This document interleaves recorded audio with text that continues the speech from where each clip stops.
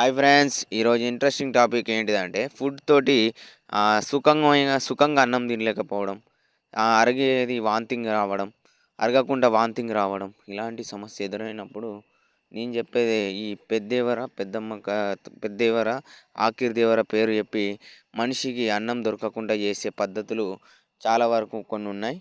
అయితే ఊర్లో గొప్పగా మంచి పేరు, మంచి మనసుతో ఉన్న వ్యక్తుల్ని ఎందుకు ఎంచుకుంటారు?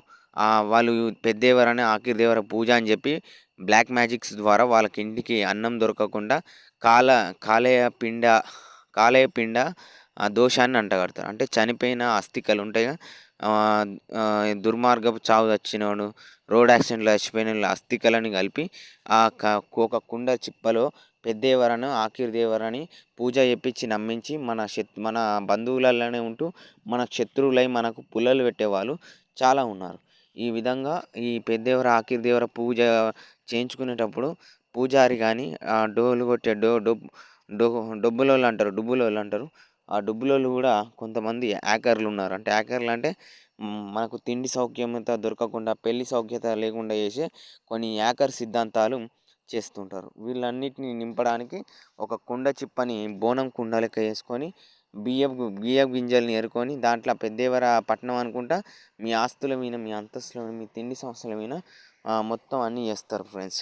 ఈ విధంగా అటాక్ జరిగాక మీకు చాలా వరకు తిండి సుఖం ఉండదు, నిద్ర సుఖం ఉండదు. అనేకమైన రోగాలు రావడము, బాధపడడము ఇవన్నీ జరుగుతాయి ఫ్రెండ్స్. సో, దేవుడి పేరు వినే మీకు దేవుడి పేరు చెప్పి చేతబడి చేస్తున్నారని అనుమానం ఉంటే మెయిన్‌గా తిండి సమస్య ఉంటే దానికి కారణం ఇదే. సో ఫ్రెండ్స్, మీరందరూ జాగ్రత్త పడాల్సింది ఏంటిదంటే తిండి సుఖంగా లేకపోతే చేతబడి జరిగినట్టు. ఇది ఫ్రెండ్స్ నాకు తెలిసిన విషయం. అంతేకాక పూజారులు చేయించుకుంటే నమ్మకస్తులతోనే చేయించుకోవాలి.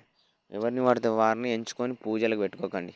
ఎందుకంటే మీ శత్రువు వాళ్ళకు సహాయంగా ఉండి మీకు వెన్నుపోటు పొడవచ్చు.